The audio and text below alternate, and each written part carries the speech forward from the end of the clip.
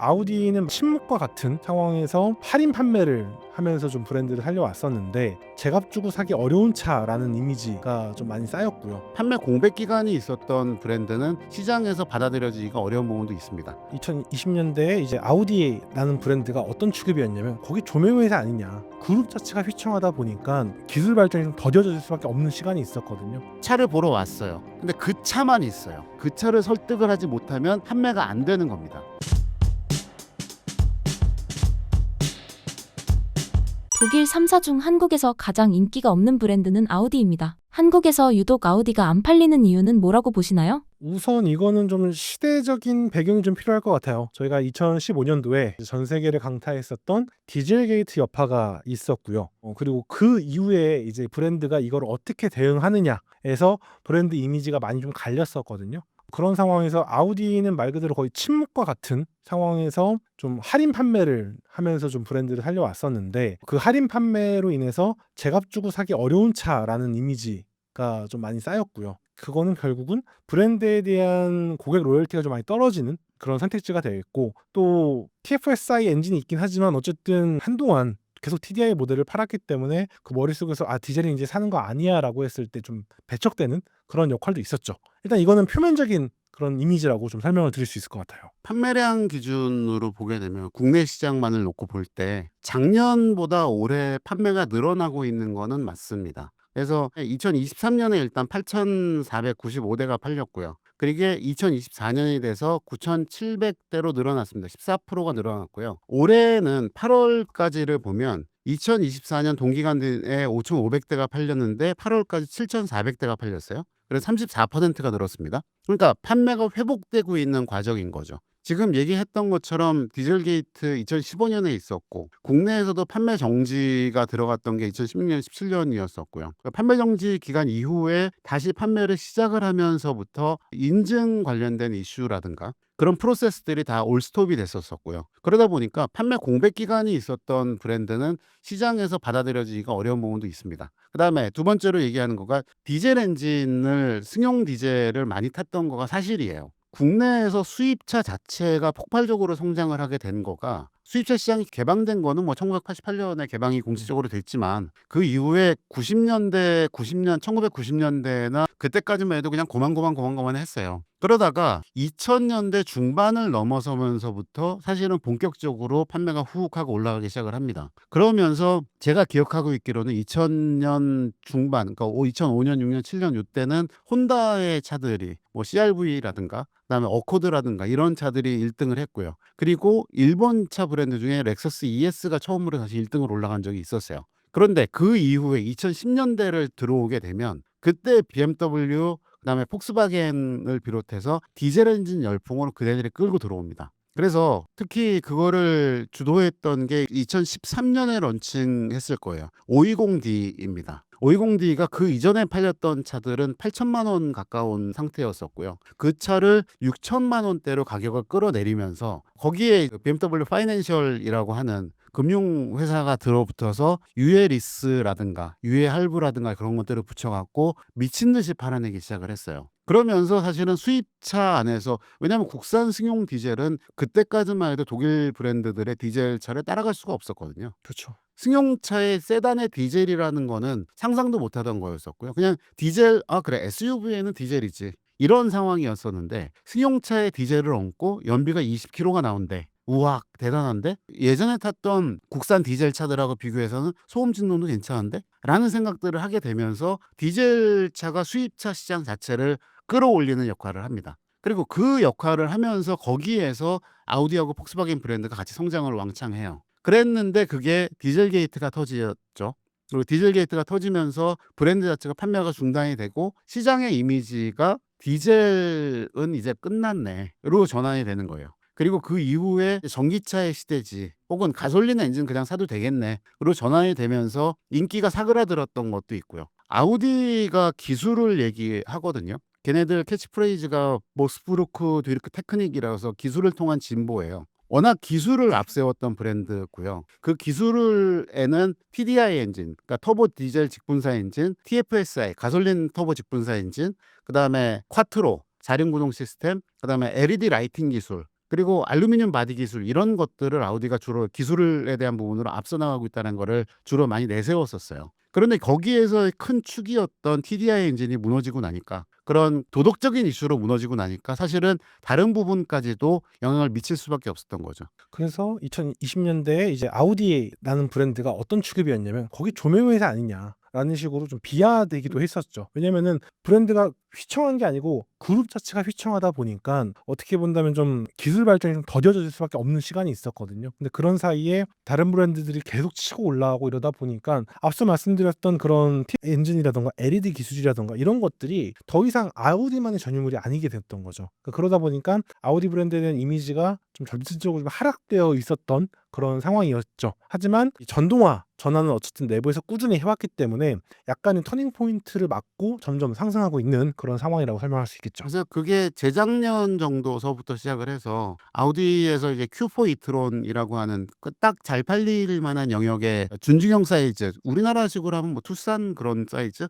그런 사이즈의 SUV예요. 근데 그 이트론이라고 하는 전기차들이 나오기 시작을 하면서 그러면서 제 기억입니다만 작년 상반기에는 거의 Q4 이트론이 팔려서 아우디 판매 대수의 절반 가까이가 전기차였었어요. 근데 이제 뭐 까놓고 얘기하자면 팔릴 차가 그거밖에 없었기 때문이기도 했지만 이제 모델 라인업들을 채워가고 있는 과정이기 때문에 아까 말씀드린 것처럼 23년에 비해서 24년에 15% 정도 성장을 했고 올해 35% 정도까지도 성장을 하고 있는 거거든요.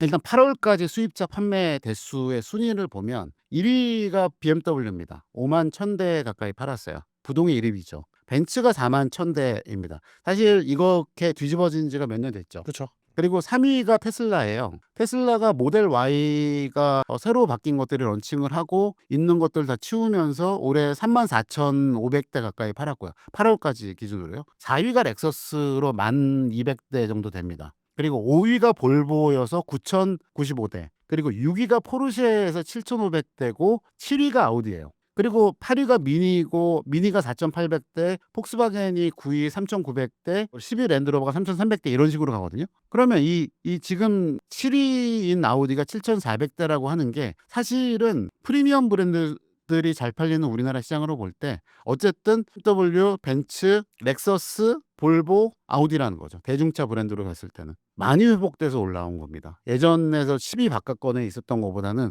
굉장히 많이 회복이 됐다고 보여지는 거죠. 그거의 가장 큰 배경은 역시 포트폴리오가 대폭 보강이 되었다라는 거예요. 특히 국내에서 중심이 될 수 있는 중형급 SUV 형태를 갖고 있는 뭐 내연기관이든 전기차든 꾸준히 판매가 되고 있죠. 게다가 TDI도 어쨌든 깔아놓고 있다는 거죠. 네. 여기서. 그래서 이 아우디는 보게 되면 예전에 많이 팔렸을 때를 생각을 해보면 A6라는 세단이 딱 버티고 있고요. 지금 세단이 있고 그 밑으로 A4가 입문용 같은 처음에 진입하기 좋은 예쁜 수입차의 기준처럼 돼 있었고요. SUV로는 Q5가 굉장히 많이 팔렸었어요. 그러니까 그 세대가 어떻게 보면 축을 이루고 있고 거기에 플러스로 R8 같은 차들이 가성비 있는 스포츠카 브랜드로 그리고 옛날 영화입니다만 아이언맨 같은 데서 아이언맨의 차로 나오면서 인기도 끌었었고요. 그래서 그런 식으로 상품 포트폴리오가 굉장히 좋았었기 때문에 잘 팔렸던 것도 있었거든요. 그리고 A6 같은 경우도 배기량이 2000cc인 TFSI와 2.0 TDI 엔진 갖고선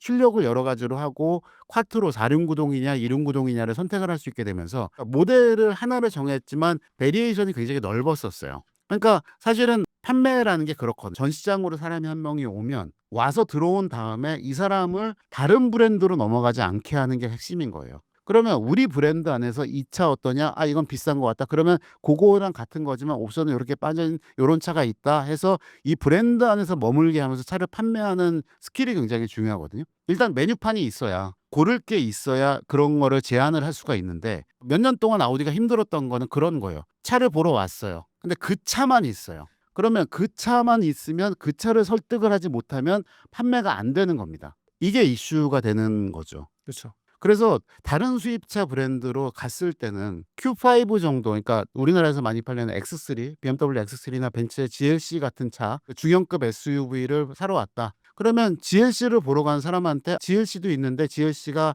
종류가 이러이러 엔진 종류가 이렇게 됐고 옵션에 따라서 에이지 패키지도 있고 모두 있고 해서 이렇게 네 가지가 있습니다. 이 중에 하나 고르시면 돼요. 다른 브랜드 경쟁 모델 신경 쓰지 않으시고 이거 안에서만 고르셔도 돼요라고 하면 어쨌든 우리 회사 차가 팔리는 거거든요. 게다가 나 이거 좀 작은 것 같아요 라고 했을 때 그러면 여기에 GLE가 있습니다. 이런 이러면서 할수 식으로 있다. 왔다 갔다가 되거든요. 근데 그게 안 됐던 게 아우디의 판매가 어려웠던 가장 큰 이유 중에 하나고요. 올해만 하더라도 런칭한 새 차들이 그 Q6 이트론이라는 전기 SUV, 중형급의 SUV가 있고요. 그 다음에 Q5가 A6인데 그것도 내연기관 차들이 추가가 됐죠. 그러니까 중형 세단급에서 추가가 됐죠. 그 다음에 A5의 이제 부분 변경 모델도 런칭을 했고요. 그리고 Q5 잘 팔리는 차들, 아까 말씀드린 것처럼 잘 팔리는 차들이 계속 신모델이 체인지가 되고 있는 거예요. 그리고 A6 이트론 같은 경우도 해치백 형태로, 물론 딱 떨어지는 4도어 세단 형태는 아니지만 해치백 형태로 돼서 활용성이 높은 것들이 되게 많이 늘어나고 있거든요. 그리고 또 체급을 좀 키우고 싶다라고 하는 사람들을 위해서 작년 같은 경우에는 Q7, Q8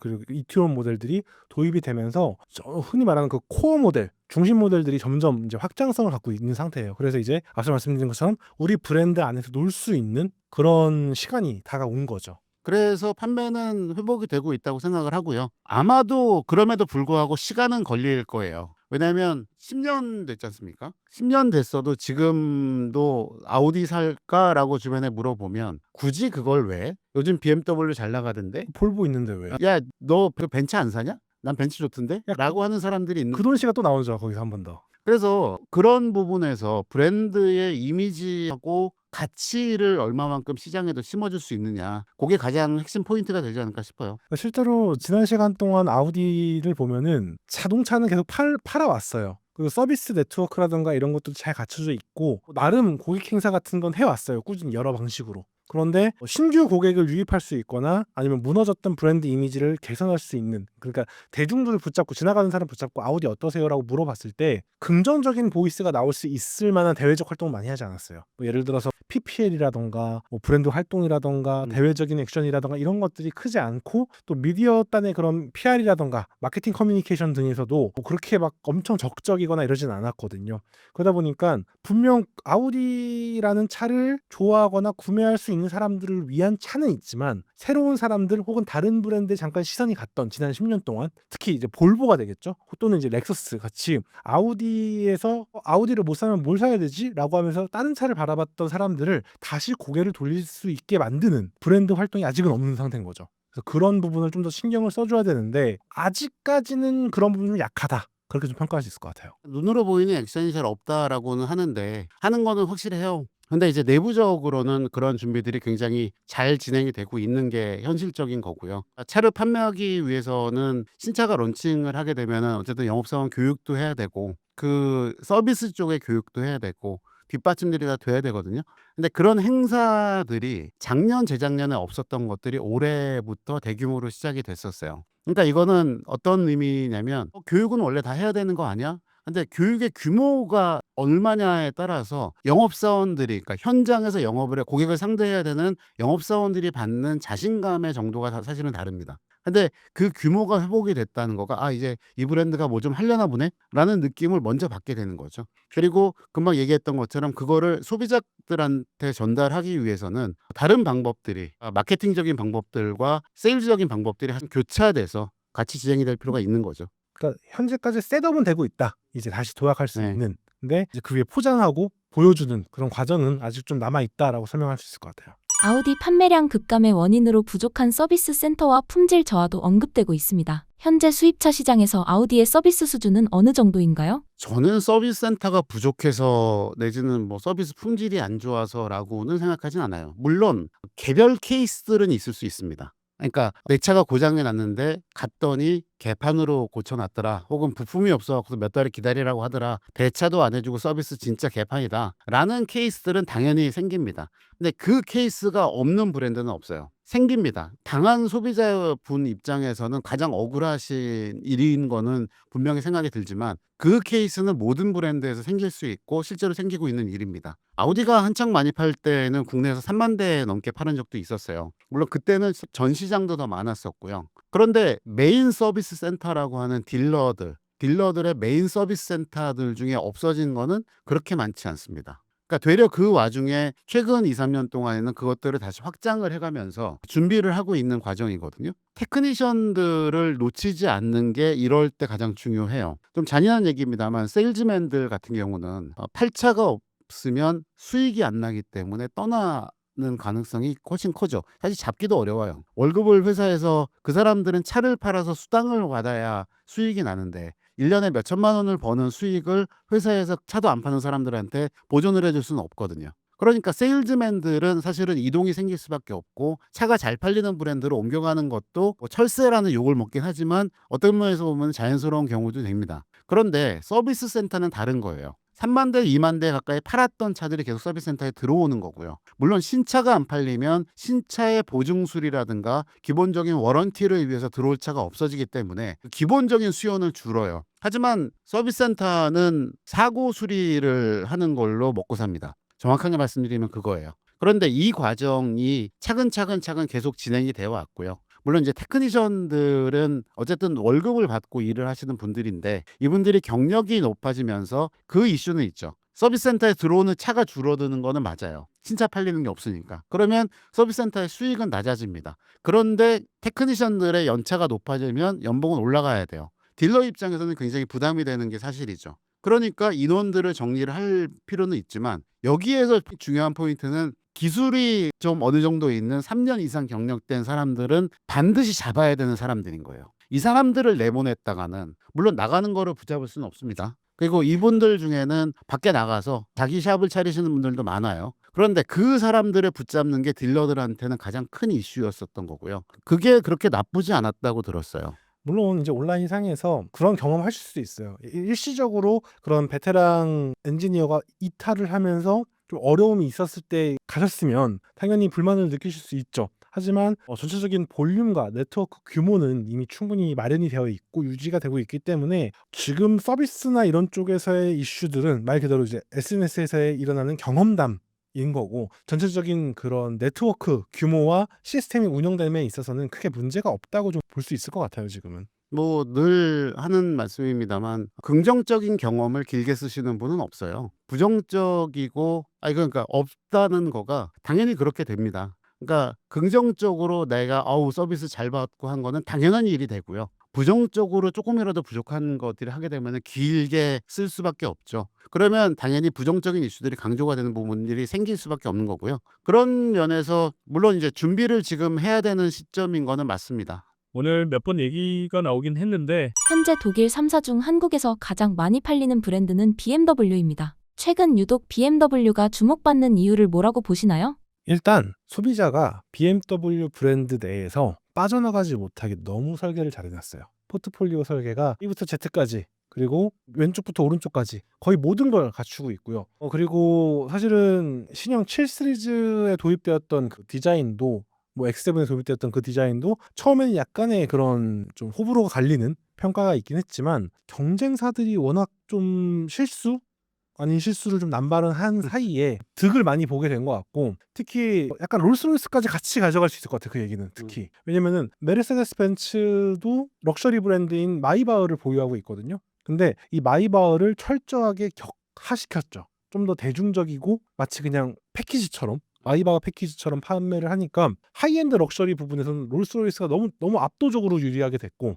그리고 그 아래쪽에서는 뭔가 약간 우리가 저번에 메르세데스 벤츠의 경영진들의 오판과 혼란 속에서 그 사이에 BMW는 모든 영역을 다 챙겨가면서 쌓아 올려왔던 것들이 지금에서야 굉장히 인정을 받고 그리고 대외적인 브랜드 이미지가 압도적으로 좋을 수밖에 없는 것들이 무엇인지 잘 알고 있어요. 그래서 BMW 드라이빙 센터라던가 한국 부품사들을 발굴해서 연결을 한다라거나 이런 것들을 되게 잘 포장을 하고 잘 보여줘요. 이런 것들이 거의 모든 영역에서 좋은 기업이 해야 되는 걸 놓치지 않고 있죠. 게다가 뭐 주니어 캠퍼스 같이 미래 세대를 위한 드라이빙 센터가 영종도에 있잖아요. 영종도에 있는 학교 학생들을 다 초청을 해서 주니어 캠퍼스 체험을 시켜줘요. 저는 이제 영종도에 살고 그러니까 그걸 알고 있거든요. 그런 것들처럼 지역 기반의 기업인 거의 역할도 할 수 있고 글로벌 브랜드의 역할도 할 수 있고 한국에 있는 회사의 역할도 잘 하고 있어요. 그리고 한국인 임원이 헤드쿼터를 담당하고 있다는 것도 꽤나 매력적인 부분이 될 수 있어요.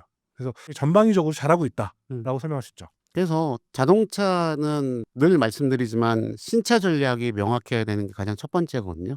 그래서 상품의 포트폴리오가 잘 갖춰져 있다라는 거는 어느 날 갑자기 하늘에서 뚝 떨어지지 않습니다. 그러니까 이게 갖춰지기 위해서는 최근 이제 필요하다고 하는 전동화 전략도 거기에 녹여야 되고요. 그다음에 플랫폼을 어떤 식으로 간소화시켜서 비용을 절감할 거냐, 그리고 그 와중에 모델별로 특성은 어떻게 바꿀 거냐라는 그런 전략도 있어야 되고요. 그리고 이 브랜드를 관통할 수 있는 디자인 철학도 사실은 같이 있어야 됩니다. 이런 세 가지가 뭉쳐서 전반적인 포트폴리오가 만들어지고 그거를 신차로 그게 반영이 돼서 나올 수 있게 하는 2-3년 동안 기다리면서 그거를 차곡차곡 방향을 만들어가는 게 필요한 거예요. 이게 잘 되어 있기 때문에 현재는 BMW는 결국 성공을 한 겁니다. 그리고 우리나라에서는 지금 얘기한 것처럼 한국화 전략도 굉장히 잘하고 있고요. 오늘 어쨌든 이 주제가 아우디다 보니까 아우디로 그걸 돌아가게 해서 얘기를 하다 보면 디젤 게이트 얘기를 계속 하게 되는데, 그때 이후에 신차 개발 주도권이 그룹사 안에서 재배치가 됐어요. 정확하게는 포르쉐로 넘어갔죠. 그리고 그렇게 된 이후에 헤맸습니다. 있는 차 갖고 어떻게 할 거냐, 우리는 뭐를 해서 먹고 살아야 되나 헤매다가 2020년에서 21년 전후, 그러니까 코로나가 딱 터지기 직전쯤 전후에서 플랫폼 전략들이 어떤 것들이 있고 개발한 것들이 어떤 거 있으니까 이런 것들을 상품 전략에 어떻게 반영을 하자라고 해서 나오기 시작하는 차들이, 그게 작년 재작년서부터 나오기 시작하는 거예요. 그러니까 아우디는 이제서야 이제 회복기로 접어들고 있다는 얘기가 그런 거고요. 얼마 전에 독일 뮌헨에서 IAA가 열렸죠. 모터쇼입니다. 옛날에는 이제 프랑크푸르트 모터쇼였는데 그게 이제 바뀌어서 여기로 갔는데, 프랑크푸르트는 독일의 한 가운데 있기 때문에 사실은 독일 전체 브랜드들이 다 참여를 하고, 거기는 우리나라 킨텍스 기준으로 1관, 2관, 3관 이런 식으로 가는 것처럼 그게 한 10개 정도 전시관이 있어요. 킨텍스 일전 시장 통만한 게 10개가 있다고 생각을 하시면 됩니다. 근데 그거에서 예전에 제가 프랑크푸르트 모터쇼를 갔던 기억으로 보면 그 전시장 하나를 벤츠가 하나를 통으로 das어요. 그다음에 또 다른 전시장은 BMW가 das습니다. 하나는 아우디가 써요. 그리고 나머지 브랜드들이 나머지 7개들을 다 채워가면서 이렇게 하는 거예요. 그러니까 본진이다 이거죠. 그런데 뮌헨으로 가게 되면, 뮌헨에 물론 메세도 새로 짓고 그랬다고 하지만 작아요, 프랑크푸르트보다. 뮌헨은 BMW의 도시입니다. 본사도 거기 있고요. 그러다 보니까 뮌헨 메세 안에다가 전시장도 가장 크고, 도심 내부에다가 오픈 스페이스들을 차려갖고선 거기에다가 차려놓은 것도 BMW가 가장 컸어요. 그런데 BMW는 그동안에 정리했던 것들을 노이어 클래스라고 하는 거를 내놓으면서, 컨셉트카를 양산차로 내놓으면서 iX3 가장 잘 팔릴 SUV를 처음 만들어서 내놨거든요. 전기 SUV입니다. 아우디는 이번 IAA에서는 컨셉트 C라고 하는 컨셉트카 형태로 미래 디자인 방향성을 제시한다라고 해서 레트로 모던을 컨셉으로 잡아서 클래식한, 일단 이름 자체 컨셉트 C라는 거가 1930년대에 있었던 아우토 우니온, 아우디의 전신이나 다름없죠. 아우디 4개의 회사가 모였을 때 처음이었던 아우토 우니온의 타입 C 레이스카에서 가져온 거예요. 레이스카의 그릴을 이용을 하고 디자인을 바꿔서 그걸로 내놨는데, 그게 디자인 방향성이고 앞으로의 디자인 철학이다라고 내놨어요. 인테리어도 심플한 걸로 해서 갔습니다. 그래서 지금 아우디는 그 방향을 이제 디자인 방향까지를 정리를 한 거예요. 컨셉트 C가 어떠냐라고 얘기하는 거를 차치하더라도 방향성을 이제 정리하고 있는 관계가 됐다는 거죠. 그러면 이 컨셉트 C는 인기가 많았던 TT의 이제 후속 모델의 디자인이 될 텐데, 과연 얼마나 시장에서 받아들여질까? 시장에 나왔을 때 반응이 어떨까 하는 거는 지금은 아무도 모르는 거죠. 그리고 시기적으로 보았을 때 사실은 이게 결국은 노이어 클라스가 언제 나왔냐를 좀 떠올려 봐야 될 것 같아요. 노이어 클라스가 이미 컨셉 모델로 몇 차례 모습을 보였고, 노이어 클라스를 기반으로 한 신형 3 시리즈와 이 iX3까지 이미 공개가 돼버린 상태예요. 그러면 이 아우디의 이번 디자인 기조의 발표는 작년에 제규어 디자인 발표보다 늦은 거거든요, 사실. 네. 뭐 그 안에 있는 기술이 물론 이제 PP라던가 이런 것들이 이제 폭스바겐 그룹에서 이미 개발되었고 포르쉐에서 이미 실존하고 있는 걸 가져오기 때문에 더 빨리 개발할 수는 있겠지만, 그러니까 이미 경쟁사들보다 너무 늦은 거예요. 심지어 유럽 브랜드 내에서도 늦었지만 글로벌로 봤을 때도 일본이라던가 미국 브랜드들이 제시하는 청사진들보다 한 2-3년씩은 늦은 거죠, 지금 이미. 그걸 얼마나 단축시킬 수 있느냐, 그러면서 얼마나 조급하지 않게 만들 수 있느냐가 굉장히 중요해진 상황이 된 거예요. 전에 벤츠 편에도 말씀드렸던 것처럼 이 자동차 회사의 전략이라는 게 그렇게 중요해요. 그리고 그 전략을 결정하는 거는 결국은 경영진들의 역할이고, 경영진들이 얼마만큼의 미래를 보고 미래에서의 될 가능성들이 있느냐를 확인을 하는 거가 핵심인데, 아우디는 지금 얘기한 것처럼 그게 2-3년 정도가 늦었다라고 보는 거고, 물론 저력이 있기 때문에 금방 따라잡을 수 있을 거라고 봅니다. 특히 플랫폼 전략들이 정리가 됐기 때문에 그거에 맞춰서 좋은 차들이 나올 거는 금방이라고 생각을 하고요. 지금 국내에 런칭해서 판매하고 있는 차들도 Q6 이트론 같은 경우도 PP 플랫폼이고요. 그다음에 그 Q5 같은 경우도 내연 기반인 PPC 플랫폼을 사용을 하고 있으니까 차들이 좋아지는 거는 확실하니, 시장에서 회복되는 것들은 조금 더 지켜봐야 봐야 되지 않나라고 생각이 듭니다. 현재 영국 자동차 브랜드의 실적 및 브랜드 이미지를 전해주신다면요. 영국 브랜드라고 한다면 사실 크게 미니, 롤스로이스, 벤틀리, 제규어 랜드로버, 로터스, MG, 에스턴 마틴, 그리고 맥라렌 이렇게 좀 볼 수가 있는 것 같은데, 사실 여기에서 진짜 영국 브랜드로 남아있는 브랜드는 많지 않습니다. 거의 모든 브랜드들이 해외에 매각되어 있는 상황이고요. 굳이 본다면 트라이엄프나 케이터엠 그런 브랜드들만이, 소규모 브랜드들만이 영국 브랜드로 남아있다라고 할 수 있을 것 같고요. 사실 미니 같은 경우는 이제 BMW 그룹에 속해 있고요. 롤스로이스도 이제 BMW 그룹에서 사실상 경쟁 모델이었던 마이바흐가 자폭을 해주면서 거의 독보적인 하이엔드 럭셔리 브랜드로 자리 잡고 있고요. 벤틀리 같은 경우는 이제 폭스바겐 그룹에서 럭셔리 GT라는 아주 좀 독특하면서도 아주 매력적인 포지션이죠. 가격적인 부분에서도 경쟁자가 크게 없는 블루오션 영역을 꾸준히 가져가고 있다고 할 수 있겠고요. 제규어 랜드로버는 타타 그룹에 속해 있는데 나름 나쁘지 않게 잘 가고 있다가 약간 좀 부침을 받고 있는 그런 상황이고, 랜드로버는 나쁘지 않지만 제규어가 지금 많이 혼란을 겪고 있는데, 내년에 등장할 신형 제규어들이 어떻게 나와주느냐가 굉장히 중요한 시점이 되었습니다.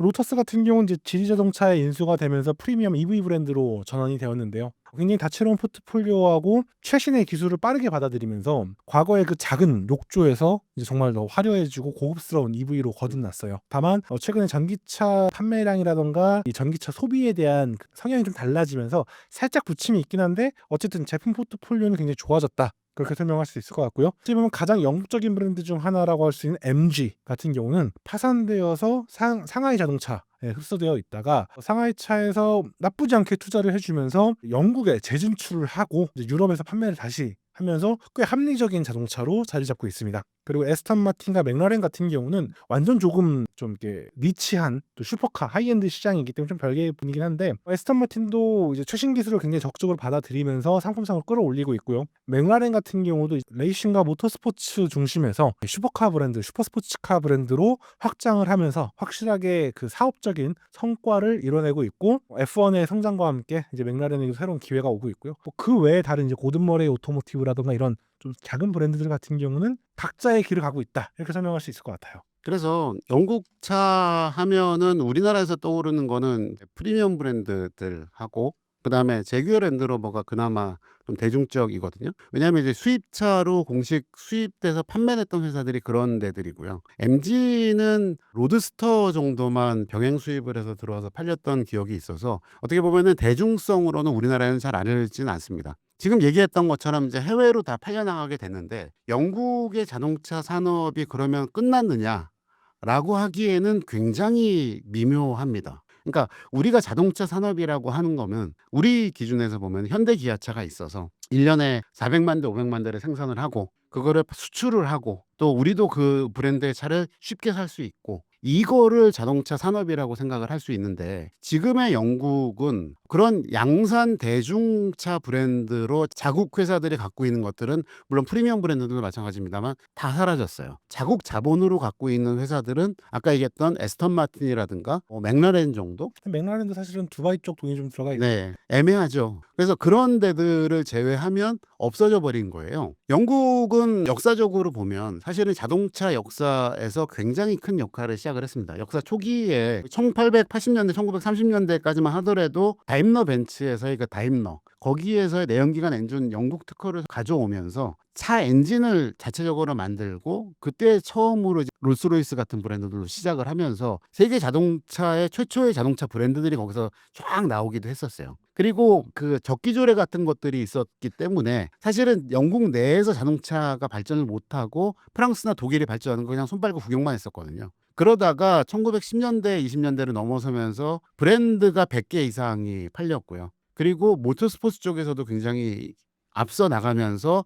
1차 세계대전이 끝나면서 대량 생산 기술까지 들어와서 성장을 합니다. 문제는 뭐냐면 2차 세계대전 시기 동안에 거의 영국 전 국토가 망가졌잖아요. 특히 이제 동남부 쪽, 런던을 위주로 한 동남부 쪽 이런 부분들이 또 중부까지도 폭격에 의해서 다 망가졌기 때문에 사실은 리셋을 해서 다시 시작을 한 거예요. 참고로 이제 그 지역이 이 산업 지역이라고 생각하시면 됩니다. 그래서 2차 세계대전이 끝난 이후에 미국의 원조 등을 힘을 얻어서 1955년이 되면 미국 다음으로 세계 2위의 자동차 생산국으로 올라가요. 그러니까 지금으로 생각해 보면 지금 영국 안에서 만들어지는 자동차 대수가 70만 대가 안 되거든요. 우리나라가 한 300만 대, 400만 대 만듭니다. 그러니까 우리나라의 3분의 1, 4분의 1 그 정도밖에도 안 되는 거예요. 그래서 최대 수출국이 되고 미니라든가 제규어의 공기역학 기술이라든가 타입 C 같은 것들이 지금 그랬었고요. 그리고 엔진 같은 경우도 굉장히 잘 만드는 회사들이 많았었어요. 그게 50년대까지였던 거죠.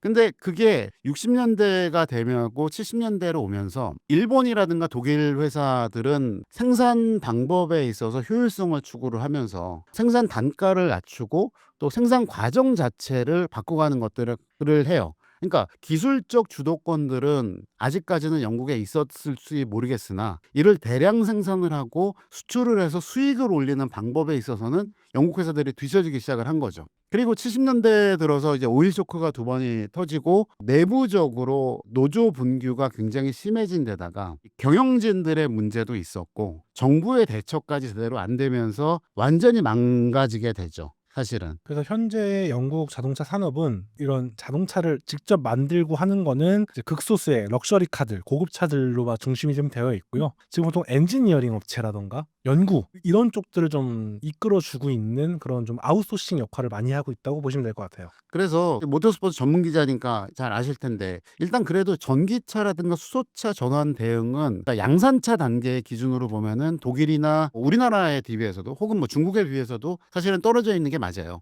그런데 고성능 내연기관이라든가 또 이제 하이브리드라든가 F1에 쓰이는 기술들 같은 것들 정말 하이엔드 기술들이죠. 전기차 레이스인 포뮬러 2 같은 경우도 윌리엄스 퍼포먼스, 윌리엄스 테크놀로지 그쪽의 파워 일렉트릭 시스템을 가져다 써요. 그러니까 이 얘기는 무슨 얘기냐면 양산차를 만들어서 판매하는 거에서는 영국이 망했다라고 말할 수가 있지만 그 차들을 위에 있는 근본 기술, 예를 들어 과학 기술 같은 경우에는 물리화학 같은 거가 되겠죠.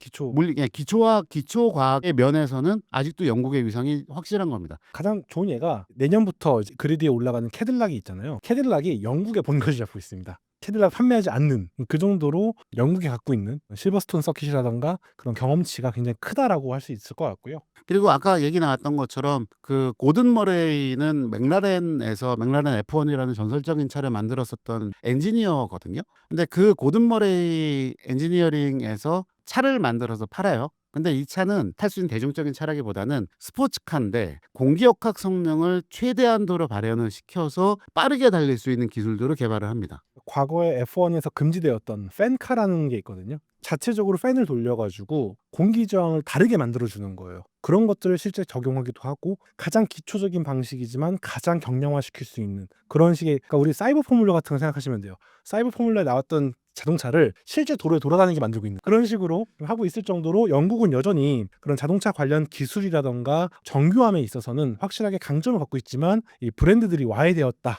점검을 할 수 있을 것 같아요.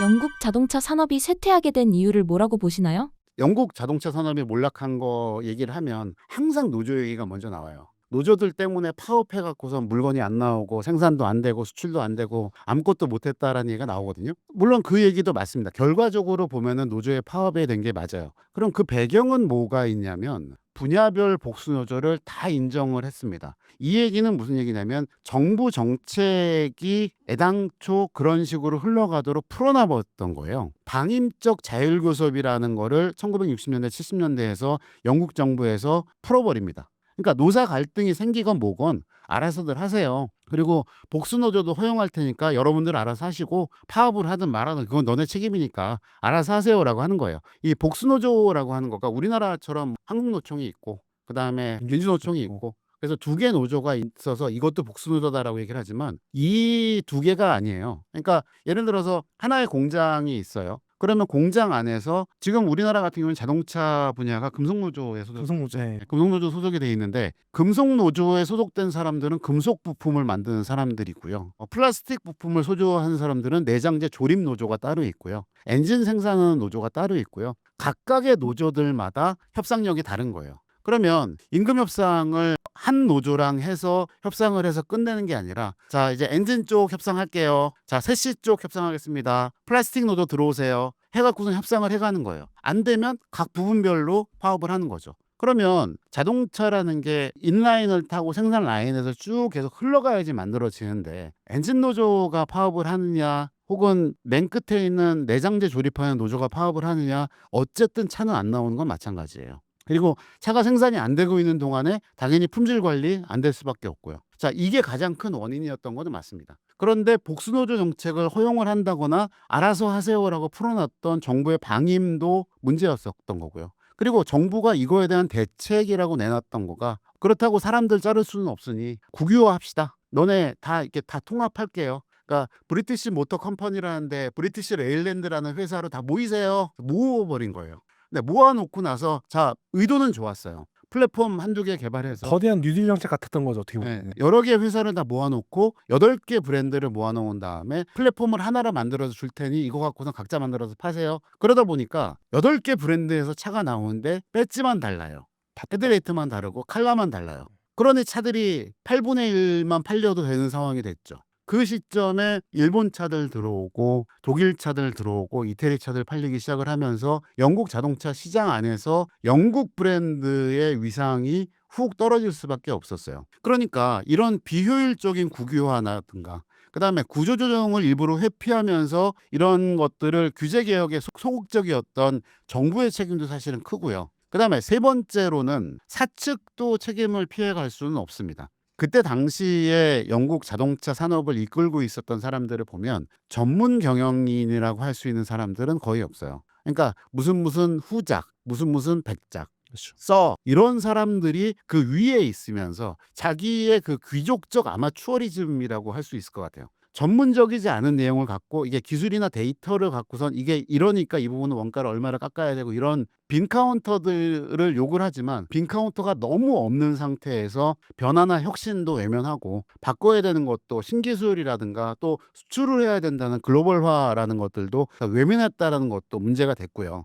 그러다 보니까 지분도 나눠지고요. 지분이 나눠졌다는 얘기는 뭐예요? 리더십이 결국은 떨어진다는 거거든요. 통합이 안 되니까 의사결정이 분산되면 결국은 책임은 아무도 지지 않습니다. 그런 부분도 있었고요. 이게 그 시절에 오일 쇼크가 터지고 나서 전 세계적으로 경기가 침체가 되니까 이게 코로나가 끝났을 때도 그랬습니다. 코로나 기간 동안에는 차를 만드는 것 자체가 만들기만 하면 팔렸잖아요. 그러니까 차의 가격을 높여도 상관이 없었고요. 웃돈 붙여서 팔아도 상관이 없었어요. 그런데 이 코로나 시기가 끝나고 나서 그 특수 수요가 끝나면 그러니까 공급이 부족하던 시기에서 이제 수요와 공급이 맞아가는 시기가 되면 어떤 일이 벌어지냐면 잘 만든 차가 팔리기 시작을 합니다. 가치평가가 다시 이루어지는 네, 거죠. 잘 만들어진 차만 팔리게 돼요. 똑같이 오일 쇼크가 왔을 때도 마찬가지 이슈가 있었어요. 오일 쇼크가 나서 사람들이 돈이 없고 차들이 없을 때는 아무거나 있어도 샀는데 오일 쇼크가 나가면서 경기가 회복되는 시점이 되니까 그러면 기왕에 하는 거는 잘 만든 차를 찾기 시작을 한 거죠. 근데 이 시점에서 아까 말씀드린 것처럼 일본 차라든가 독일 차라든가 잘 만들고 효율적으로 만들어진 차들이 들어오면서 품질 관리도 안 된 영국 차들이 망가질 수밖에 없게 된 거죠. 그래서 실제로 보게 되면은 조금 더 다시 앞쪽으로 가게 되면 경영진들의 실패가 굉장히 컸었어요. 이미 60년대부터 이미 경영진들의 문제가 생기기 시작했고 흔히 말해서 자동차 산업의 시작이었고 산업혁명의 시작이었던 영국이 전 세계에서 가장 비효율적인 생산 구조를 갖고 있었던 거죠. 그런 거죠. 아, 우리 지금 당장 이제 컨베이어 벨트 스타일로 다시 바꾸고 재구성해야 돼요. 라는 게 안건이 돼야 되는데 경영진 입장에서는 아, 여기에 들어가는 가죽이 고급스럽지 않아. 이런 얘기를 하고 있는 거예요. 그러니까 답답해 한 거죠. 실제로 1970년대 레드로버라고 불리우는 이제 당대의 가장 큰 어떻게 보면 노조 위원장이라고 할 수 있는 그런 사람이 경영진들의 방임으로 잘못된 선택으로 인해 우리 노동자들의 안전과 미래와 이런 게 불안하다라는 식으로 발표를 하면서 본격적인 파업이 시작이 되었어요. 그리고 앞서 말씀드린 것처럼 이런 파업이 그렇다고 국가나 기업이 능숙하게 대응을 못 해주는 거예요. 그리고 앞서 말씀드린 것처럼 복수노조, 복수관계 이런 이슈 터지면서 와일드캣이라는 파업 형태가 생기게 됩니다. 이게 뭐냐면 말 그대로 갑자기 어느 날 갑자기 나 파업할래요. 이거 던져버리는 거예요. 어디서든. 그러니까 이런 식이 돼버리니까 아무도 퀄리티 관리를 못하게 됐고, 그리고 1978년부터 79년까지의 그 불만의 겨울이라고 불리우는 그 기간 때는 진짜 말 그대로 사회 혼란이 일으킬 만큼 파업이 거셌거든요. 그러면서 말 그대로 근데 이때가 딱 그때잖아요. 오일 쇼크 때. 그러니까 이때니까 이때 더 합리적이고 더 깔끔하고 더 원가를 낮춰서 자동차를 생산해야 되는 그 시점에 아무것도 못하고 있었던 거예요. 그리고 이런 상태에서 정부가 예를 들어서 그러면 국가에서 이걸 관리하면서 이렇게 만들어 갈게라고 리더십을 해준 게 아니고 일단 실직자 생기면 안 되니까 그냥 다 들어와. 아무것도 안 한 거예요.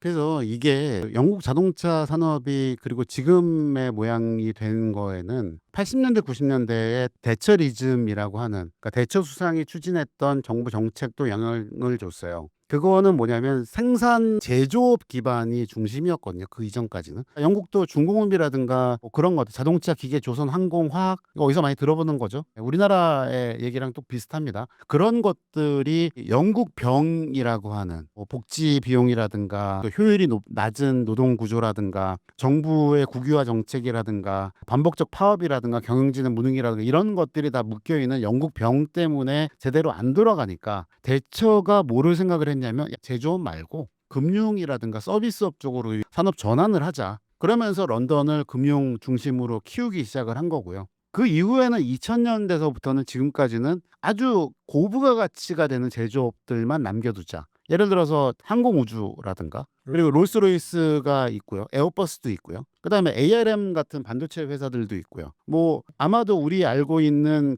에스트라제네카는 아마들 아실 거예요. 그 제약회사 같은 데들. 그런 것들로 바꿔가면서 산업군 자체를 변경을 한 거죠. 그러다 보니까 자동차 제조에 대한 것들은 많이 줄어들게 된 게 현실적인 거고요. 물론 영국도 기존 산업들 중에 살아남은 애들이 있습니다. 쉘 같은 경우가 대표적이죠. 쉘은 근데 오일 회사잖아요. 그렇죠. 기름 팔아서 먹고 살았던 회사인데 최근에는 친환경 발전, 리뉴어블 에너지라고 하는 신재생 에너지 그쪽으로 투자를 굉장히 많이 하고 있습니다. 그러니까 회사를 유지하기 위해서 산업의 내부에서 강점이 있던 부분들을 포트폴리오를 바꿔가고 있는 과정인 거죠. 사실 쉘 같은 경우 좀 별개라고 볼 수 있는 게 이 자동차 기술은 매년 발전하고 있었지만 이 정유 기술은 2차 세계대전 이후로 거의 발전을 안 했어요. 사실상 브랜드와 마케팅으로 판매를 하고 있었기 때문에 쉘은 그런 외부의 압박을 크게 덜 받을 수 있었던 거고, 제조 쪽 특히 자동차 제조 같은 경우는 계속 기술 경쟁이 있었고 계속 컴피티션이 있었기 때문에 거기서 낙오가 됐던 거죠, 영국 브랜드가. 하지만 영국 브랜드가 이름값은 있다 보니까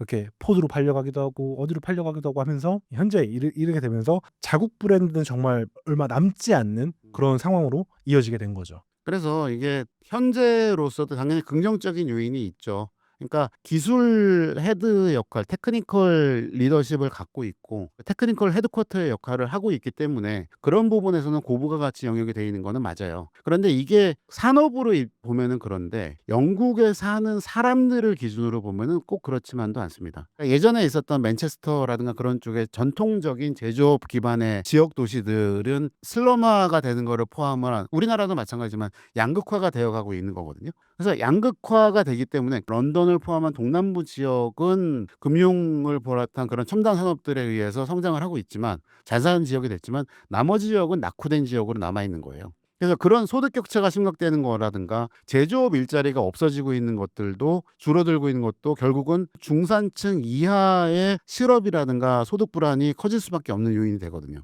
이렇게 결국은 사회적 비용으로 이어질 수밖에 없는 그런 구조로 계속 이어질 수 있는 거죠. 한 줄로 요약을 하자면 영국의 자동차 산업은 생산은 하지 않으나 기술만 남았다라고 할 수 있을 것 같고요. 이 기술을 갖고 앞으로 어떻게 활용을 할 거냐라는 거는 저는 우리나라에도 굉장히 시사하는 바가 굉장히 크다고 생각을 합니다. 물론 우리나라는 제조업 분야를 놓을 수는 없어요. 국내 시장뿐만 아니라 이거는 이제 우리나라와 일본과 극동아시아 쪽 지역의 시장 국가들을 보면 다 알 수 있습니다. 일본도 자국 시장은 뭐 250만 대, 300만 대, 400만 대 수준이지만 수출하는 게 400만 대, 500만 대거든요. 자국 시장에 팔리는 것 이외에도. 그러면 그 수출로서 먹고 살았던 나라인 거예요. 이거를 어느 날 하루아침에 갑자기 기술 중심으로 바꿀 수는 없습니다. 그러면 기술 중심으로 가는 거가 영국의 사례가 있으니 이 영국의 사례를 보고 어떻게 연착륙을 할 수 있게 할 것이냐, 전환을 할 수 있을 것이냐,